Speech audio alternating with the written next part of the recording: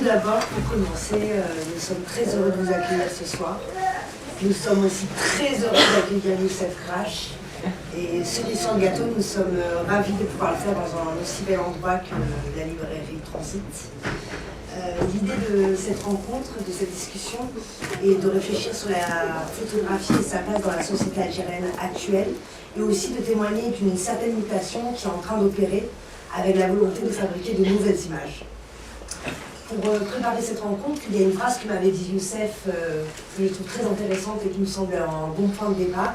Il m'avait dit, tu sais, en Algérie, il y a des espaces qui ont le droit d'être vus, mais qui ne sont pas ou peu montrés. Et face à ce constat, il y a deux projets au sein desquels est impliqué Youssef et qui me semblent intéressants parce qu'ils illustrent justement cette mutation à l'œuvre, cette volonté de fabriquer de nouvelles images. Et justement, c'est une bonne illustration de la mutation qui agit sur la photographie, mais aussi les moyens de la concevoir. En 2010, avec des amis photographes, ils se sont dit que justement, 2015, en 2015, autant pour moi. Donc avec des amis photographes algériens, vous vous avez dit que justement la photographie n'avait pas la place qu'elle méritait dans ce pays, et vous avez créé un collectif, le collectif 220, avec l'aspiration, entre autres, de faire de la photographie un vrai médium. Et justement, si la photographie est omniprésente dans la vie quotidienne, notamment dans l'espace public, elle n'est pas pour autant... enfin, elle ne représente pas toute l'Algérie, et d'une certaine manière, elle occupe aussi toute une partie de l'Algérie. C'est que en se baladant quotidiennement dans les cafés, dans les restaurants, dans les espaces publics et tout, on voyait qu'il y avait un énorme décalage entre ce qui est accroché sur les murs, ce qui est présenté et ce qui est montré, et ce qu'on vit quotidiennement. Et donc, on voyait que ce contraste ne cessait d'augmenter. On s'est dit, ouais, c'est-à-dire on peut chacun de nous travailler de son côté sur ses propres projets. Et on s'est dit, voilà, pourquoi ne pas s'unir autour d'un seul projet et avoir un peu plus de force, un peu plus de poids pour justement montrer tout ce qui se passe et qui n'est pas finalement montré. Donc c'était un peu ça l'idée de base du collectif. Ouais. Et même au-delà de ça, il découle aussi l'envie de montrer des représentations de l'Algérie contemporaine et aussi de documenter le territoire hors de l'imagerie dominante. Et en effet, quand on parle de la volonté de fabriquer d'autres images, ce qui reste en filigrane, c'est les images préexistantes. Et la question que je voulais poser justement à Youssef, c'est quelle a été cette imagerie dominante, quel type de photos institutionnelles se sont imposées comme doxa en Algérie, et en quoi ton travail, et aussi celui du collectif 220, s'inscrivent d'une certaine manière en porte-à-faux par rapport à cela. C'est que les deux imageries qui m'ont mis le plus, c'est l'imagerie coloniale qui vient de la période coloniale et donc il y a peut-être un peu de nostalgie, il y a peut-être une volonté de ne voir que ça. Et donc beaucoup de gens accrochent cette catégorie de photographie sur les murs et tout. Et une deuxième qui vient carrément vers l'autre côté, qui est une imagerie peut-être gouvernementale ou institutionnelle, qui veut donner une autre image qui est beaucoup plus peut-être maquillée et tout, de cette même Algérie. Et entre les deux, je pense qu'il y a beaucoup de choses qui on peut justement photographier, qu'on peut exposer ou qu'on peut analyser, et qui ne sont ni de la première période ni de la deuxième vision. Et faire ça n'est pas forcément.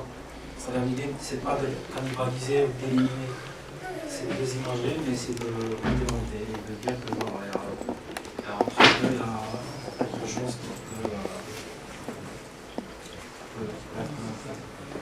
Et donc au début, justement, en créant ce collectif, chacun travaille de son côté, et puis on a commencé à travailler sur des projets personnels et sur des projets aussi collectifs. Et au bout d'un moment, on a pu plus ou moins gagner de plus en plus de place dans les médias, locaux ou étrangers. Et ça a donné que voilà, que pour l'instant c'est pas énorme, mais cette image est un peu plus présente. Et là, récemment, avec tout ce qui se passe et tout, depuis 2 mois, en fait, c'est que beaucoup de médias, en voulant travailler sur ce territoire et tout, en voulant montrer tout ce qui se passe et tout, nous contactent pour soit illustrer des articles, soit... Et ce qui peut être génial avec la photo, c'est ne pas uniquement justement illustrer des articles ou illustrer des idées qui viennent d'ailleurs, mais c'est aussi dire que c'est un moyen qui peut être autonome et qui peut exister seul, sans qu'il soit accompagné par autre chose. Et ça a donné qu'avec pas mal de médias comme Le Monde ou comme Libération et tout, ils viennent souvent vers nous pour nous dire voilà, c'est ce qu'on veut montrer et tout, alors que c'est complètement en décalage avec ce qui se passe quotidiennement. Et donc à chaque fois on essaie justement de corriger et tout, et ça marche de plus en plus quoi. De plus en plus, mais malheureusement depuis quelques mois, ce qui se passe est très constant. Et ça montre que les médias ont énormément abandonné ce qui se passe justement. Et ça montre que voilà, c'est-à-dire vouloir changer des choses, mais il y a une autre réalité qui est beaucoup plus puissante et tout. Mais je pense que ça vient avec le temps. Et puis, il y a un deuxième projet qui est la Chambre Claire, qui est une maison d'édition spécialisée dans l'image et surtout dans la photographie.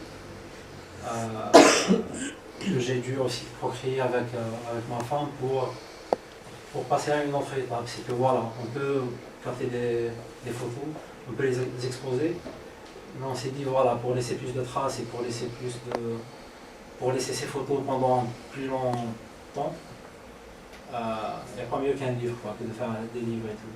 Et donc depuis plus d'une année, on essaye de travailler sur quelques projets qui rejoignent cette vision. Il y a justement, je trouve qu'il y a une certaine continuité entre ton travail, ce que tu fais avec le collectif 220, et justement la Chambre Claire, avec vraiment cette volonté ce qui me semble, de faire vraiment de la photographie un vrai médium à part entière, voire un médium total qui informe, documente, représente et raconte des histoires, et finalement qui prend une place qui n'existait pas. Oui, mais qui existait, mais c'était très peu par rapport à tout ce territoire, à toutes ces histoires qui se passent régulièrement un peu partout en Algérie et tout. Et donc il y a pas mal d'auteurs qui ont essayé de travailler en utilisant ce média et tout, qui ont réussi à faire quelque chose. Ça reste très peu par rapport à ce qui devrait se faire, quoi. Et donc voilà. Et récemment, avec ces événements et tout, il y a eu les réseaux sociaux qui ont donné beaucoup d'importance et beaucoup plus de poids et aux photographes et aux gens qui ont des smartphones et qui captent ce qui se passe et tout. Et ça a donné que le pouvoir s'est un peu rééquilibré. Parce que par exemple pendant les années 90 ou pendant la période coloniale, il y avait très peu d'images qui sortaient. Il y avait une seule version plus ou moins qui était imposée. Donc on ne pouvait pas vraiment se confronter à cette vision qui utilise des médias hyper lourds, quoi. Alors que là, on peut à n'importe quel moment utiliser un smartphone, diffuser rapidement l'information. Et ce qui est génial, c'est que voilà, on peut avoir plusieurs versions et choisir celle qui est la plus logique peut-être. Voilà. Puis il y a aussi cette volonté de documenter le territoire. On en a aussi parlé du fait que c'est des imageries particulières, mais c'est aussi des territoires, et c'est pas le territoire algérien en sa globalité qui est représenté. Oui, c'est que, par exemple, au sein du collectif, c'est que chacun est issu d'une région différente et tout, et chacun essaye de travailler sur la région les plus proches de lui. Et ça donc, en travaillant en très long terme et tout, on peut regrouper ces puzzles et tout, et ça donne peut-être quelque chose qui ne sera pas vraiment complet, mais voilà, qui peut apporter quelque chose aux archives, je ne sais pas quoi. C'est aussi un travail archivistique. Oui, pourquoi pas, oui. Parce que là, par exemple, récemment, on parlait d'une image qui n'existait pas pendant les années 90, alors que finalement, par exemple, il y a l'un des auteurs qui s'appelle Ahmad Bouras, qui avait beaucoup travaillé sur cette période et tout, mais qui n'avait pas diffusé ses photos. Et il vient de faire sortir un livre de cette période. Et lui, il ne s'intéressait pas que au massacre et tout, mais il s'intéressait à la vie quotidienne des gens, et ça a donné un bel objet. Et donc finalement, c'est pas une image inexistante, mais c'est plutôt peut-être une imagerie qui a été latente, qui a été cachée quelque part. Et il y a Awel Houati qui est en train de travailler justement sur cette thématique. Et c'est un peu le résultat de ce qu'elle a trouvé. Parce qu'elle a trouvé qu'il y a beaucoup de photographes qui ont documenté cette période, mais leurs photos soit ont disparu parce que voilà, les photos ne leur appartenaient plus, elles appartenaient aux journaux, et en déménageant, ils perdent des archives, soit elles étaient cachées quelque part, et c'est les enfants qui sont occupés de ça. Et donc nous, on se dit pourquoi ne pas justement documenter tout ce qui se passe, laisser ça quelque part, et peut-être plus tard ça servira à quelque chose. L'idée de mettre en place une base de données aussi, parce qu'une base de données c'est aussi une histoire. La photo elle capture un moment T et devient des faits intemporels puisqu'elle a été figée. Ouais. Justement au sein de la chambre claire, il y aura une partie qui s'occupera uniquement de ça, pour archiver les photographies qui ont déjà existé et puis celles qui sont produites et tout. Mais c'est la partie peut-être la plus compliquée puisque ça demande beaucoup plus de temps, de moyens et de. Voilà. Très bien. Est-ce que vous avez des questions? Vous êtes combien dans le collectif? 5. Vous êtes hommes ou femmes? Pour l'instant, il n'y a que des hommes, avec des femmes qui ont quitté. Et vous venez tous d'Alger? Non, il y a Israël qui est de Mascara, et Bouchnar qui est de Tlemcen, Arzif Savi et Bouchnan sont de Oran. Et il y avait Yassine Bahsan qui était de Bijaya et tout, mais voilà, ici, mais on ne va pas tarder à ouvrir l'accès à d'autres membres qui seront éparpillés. Sur le collectif, ce qui est intéressant aussi, c'est qu'il y a un cahier des charges très précis. Que je trouve assez intéressant, c'est un vrai sacerdoce, quoi. Ah oui, je pense que sans ça, on ne peut pas vraiment mieux avancer. On ne peut pas vraiment avancer, bien avancer. Et donc il y a eu une charte. Tu peux expliquer un petit peu justement les différents, enfin parce que je trouve ça super intéressant. C'est qu'il y a une charte que chaque membre a signé ou validé. Et donc dedans il y a un processus de vote, il y a des tirages au sort, il y a pas mal d'études qui permettent de gérer tout ça, quoi, sans qu'il y ait de conflits et tout. Parce que c'est compliqué de maintenir justement 5 égaux ou plus différents. Et de maintenir le collectif avec 5 différents et tout. Et voilà. C'est pour qu'il y ait toujours une espèce de hiérarchie, c'est collégial en fait. Ouais. Une absence de hiérarchie. Oui. Est-ce qu'il y a moyen de donner des exemples de ces concours ou tirages? Est-ce que vous avez parlé de tirage au sort? Ouais, c'est des trucs hyper simples, quoi. Il y a quelqu'un qui doit représenter le collectif quelque part pour choisir lequel va le faire. Et voilà, c'est des trucs hyper simples, quoi. Après, pour intégrer des membres ou pour faire sortir des membres, on peut faire un vote. C'est des trucs hyper simples mais qui permettent de mieux avancer, quoi. Tu disais tout à l'heure que c'était parfois compliqué avec les médias, genre Le Monde, les Libérations, on attendait des choses assez précises de vous. Et est-ce que vous êtes aussi en lien avec ces médias en Afrique, en Asie, ou est-ce que vraiment c'est l'Occident, probablement, ou l'Europe qui est en lien avec vous pour vous demander des choses que vous n'avez pas forcément envie de faire? Oui, c'est surtout l'Occident.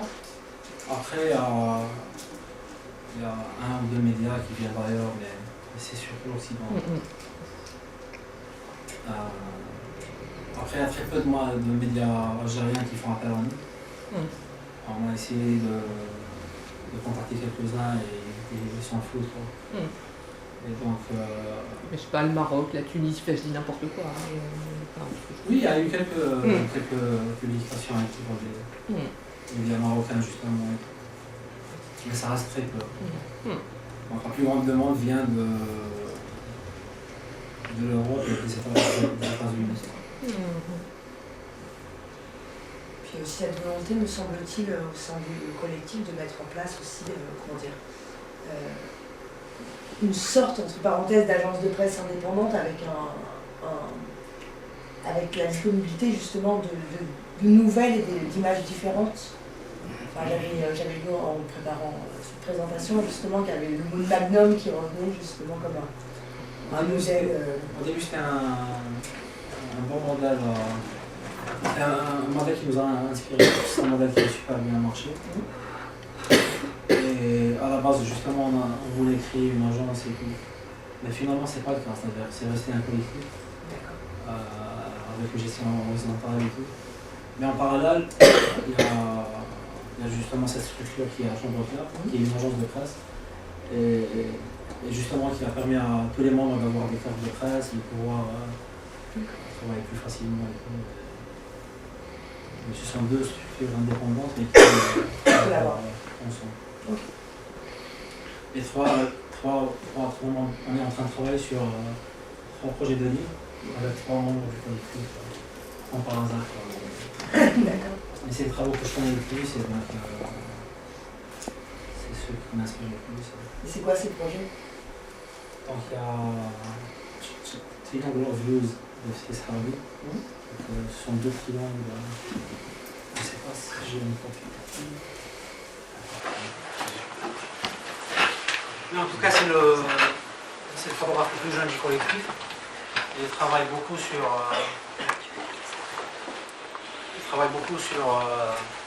le quotidien des jeunes autour de lui. Et donc il a travaillé sur 2 projets différents. Un autour des jeunes qui veulent accéder au stade et qui n'ont pas le droit de le faire parce que voilà, ils n'ont pas l'âge pour le faire et ils n'ont pas l'argent pour y accéder. Et donc ils font tout pour le faire. Et en parallèle, il a travaillé sur le quotidien des jeunes qui fuient la canicule et qui n'ont pas le moyen pour aller à la mer. Et donc ils nagent dans des châteaux d'eau, dans des canaux d'irrigation, dans des endroits assez dangereux. Et donc on a pensé à une forme assez particulière pour joindre les 2 projets. Donc ce sont 2 triangles qui se joignent. Et puis il y a le travail d'Abou Chnan. Abou Chnan, il est algérien, il a un papa soudanais, une maman algérienne. Il a vécu en Libye et en revenant en Algérie, il s'est retrouvé presque en exil dans son propre pays. Et le 3e, c'est le jour de visite, c'est le retour de l'Ouadad. C'est des rituels, je pense, culturels qui se passent dans l'ouest d'Algérie. Et Ramzi Saadi a essayé de travailler sur les coulisses, quoi. Non pas sur tout ce qui est fantasial et tout, mais sur tout ce qui se passe en parallèle. Et ça a donné dans le jour de visite. En gros, ce sont les 3 projets sur lesquels on travaille.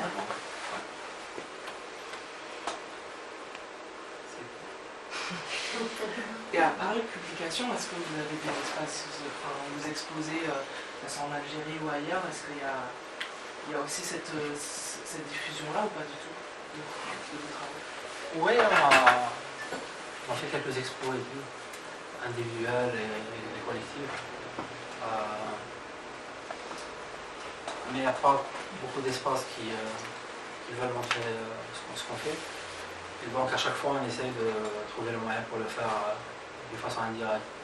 Mais voilà, il y a eu quelques expos en Algérie. Et par exemple, avec Von Grafenried, l'expo qui était à Paris, Ouais. comment vous êtes entré en contact, comment ça s'est passé? Et si tu peux dire 2 mots sur Von Grafenried, parce que C'est que lui, c'est peut-être le seul occidental qui a pu photographier la période des années 90. Et on s'est vu en 2014, je pense, à Alger. Il venait pour faire un talk autour de son travail et tout. Donc on s'est vu, et puis on s'est perdu de vue. Et récemment, avec quelques expos que j'ai fait avec tout ce qui se passe maintenant, il m'a proposé justement de faire un regard croisé dans tout ce qu'il a fait pendant les années 90 et avec ce que j'essaie de faire maintenant. Et ça a donné cette expo. Mais c'était vraiment par hasard. Ah, c'est ça, c'est bien. Ouais. Il s'appelle comment? Michael en Griffin. C'est un Suisse qui vient à Marseille.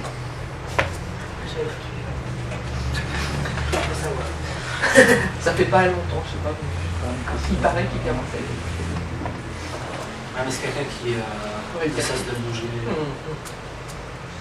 Et sur les lieux d'exposition, justement, en Algérie, c'est des structures privées, publiques. Il y a des structures publiques et qui sont assez importantes mais qui font pas grand chose.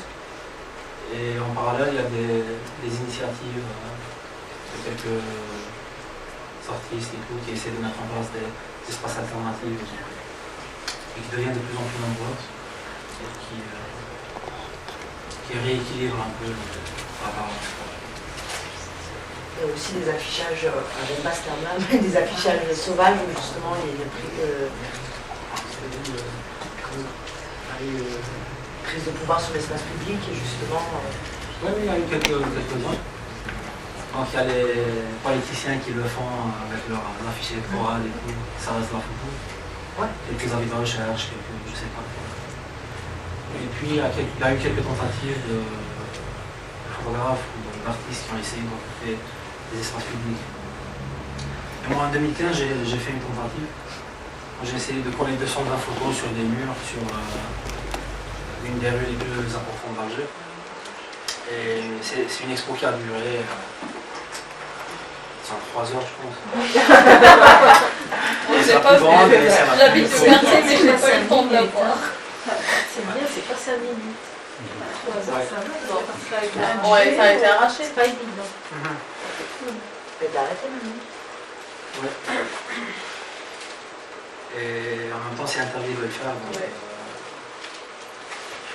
Et en faisant ça, je me suis dit, voilà, il y a justement des marketeurs qui accrochent des affiches publicitaires, des politiciens qui accrochent leurs portraits et tout. Pourquoi ne pas aussi le faire, et, vu que tout ça est interdit, quoi. Et ça coïncidait avec le jour de l'indépendance, donc ça a été un peu mal pris. Alors que c'était pas le but. Ouais. Mais en même temps, j'ai pu avoir quelques échanges. C'était court, mais c'était des échanges les plus sincères. Quoi. Et quelle était la réaction justement? Les réactions plutôt. Déjà, par exemple, il y a des éboueurs qui profitaient de leur pause pour voir ces photos et tout. Il y a des chauffeurs de bus et tout qui étaient à l'arrêt mais qui n'avaient pas de quoi faire. Et donc, juste ça c'était intéressant parce que c'est des gens qui n'ont pas justement forcément l'accès aux lieux conventionnels et tout. Mais en se baladant, je voyais des gens qui parlaient justement de ce noir et blanc, du contenu et tout. Il y a quelqu'un qui analysait la situation politique dans le pays via une seule photo et tout. Et ce qui était intéressant, c'est que les gens ne te connaissent pas et donc الشراش justement on en parlait tout à l'heure. Mais c'était justement les retours les plus sincères parce que voilà, c'est pas les mêmes gens qui viennent assister à un concert de rock puis qui viennent voir le dernier film de je sais pas qui. Donc souvent c'est les mêmes gens qui font tous les événements. Et là ça te permet de sortir un peu de ce qu'il fait. Et tu aimerais recommencer ce genre d'expérience ou c'est trop. Ou tu l'as déjà fait Oui, ça vaut le coup de refaire ça. Mais... C'est compliqué. Ouais. Mais peut-être faire des livres, c'est plus. Ça dure plus longtemps. Quoi. Et aussi, il y a le problème de l'accès au livre. Pas forcément tout le monde a accès au livre, alors qu'une photo dans la rue, elle est pour tout le monde. Enfin, Ouais. je suis pour hein, les Oui, mais conditions de je pense qu'il y aura d'autres qui le feront. Quoi, mais... Il y a des gens qui le font jusqu'à aujourd'hui. Quoi, mais finalement, en prenant du recul sur ce qui a été fait, je me suis dit voilà, il y a un risque. Et surtout avec tout ce qui se passe et tout, je me suis dit je préfère être à l'extérieur et continuer à faire ce que je fais que voilà, d'être embarqué. Mais en plus, il y a eu d'autres formes de récupération des panneaux d'affichage électoraux en ce moment.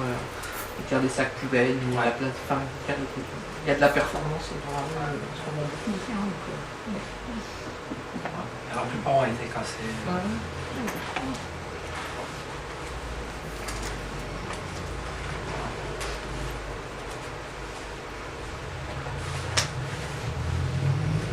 J'avais une question que je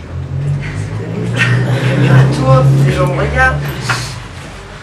Je peux répondre juste. Moi j'ai une question de groupe pour.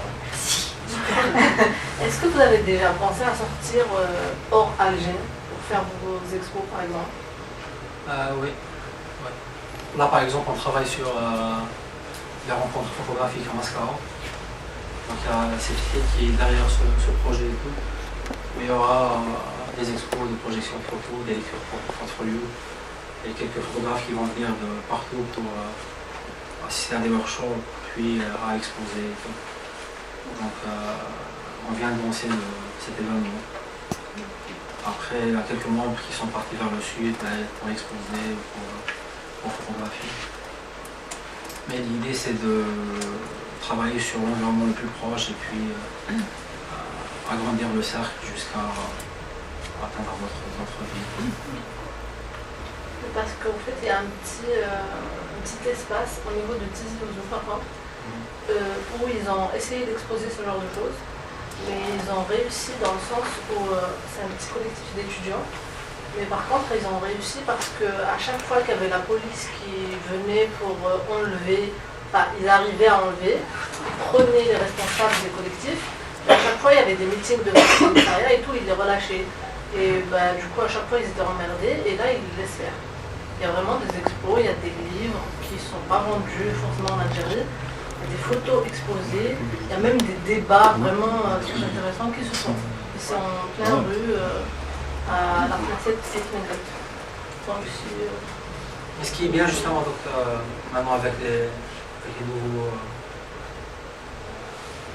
outils, avec tous ces smartphones, ces appareils très petits mais qui permettent d'avoir une très bonne qualité et tout, c'est que on n'a plus besoin de grandes subventions pour faire quelque chose. Et donc beaucoup de gens essaient justement d'utiliser cette facilité pour capturer ce qui se passe et tout.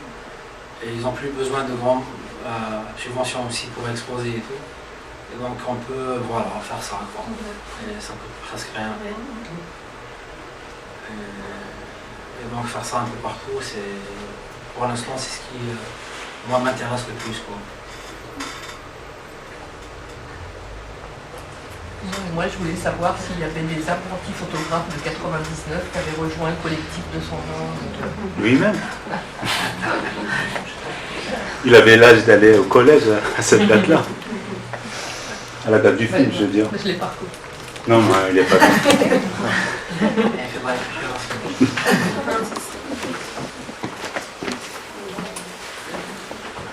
justement, je trouvais ça intéressant cette projection aussi parce que c'est qu'on voulait parler, mais c'est de fabriquer des images en fait qui est à la portée de tous et je trouve, j'ai trouvé ça très beau. En fait, tout le monde fabrique des images et tout le monde a une histoire à raconter. Et justement, grâce aux réseaux sociaux, enfin, il y a aussi des travers, mais effectivement, il y a une diffusion et une multiplication de la diffusion et de la vitesse de propagation qui est intéressante et qui, de facto, va sûrement changer la donne. En tout cas, pour l'instant, c'est déjà le cas. Après, on va voir ce que ça va donner. Ça a beaucoup d'effets négatifs, mais dans quelques situations, c'est assez positif. Il y a des photos aussi qui disparaissent sur les réseaux sociaux qui sont effacées. Oui, il y a des comptes qui sont fermés, il y a des complicité, je ne sais pas comment. Avec le système.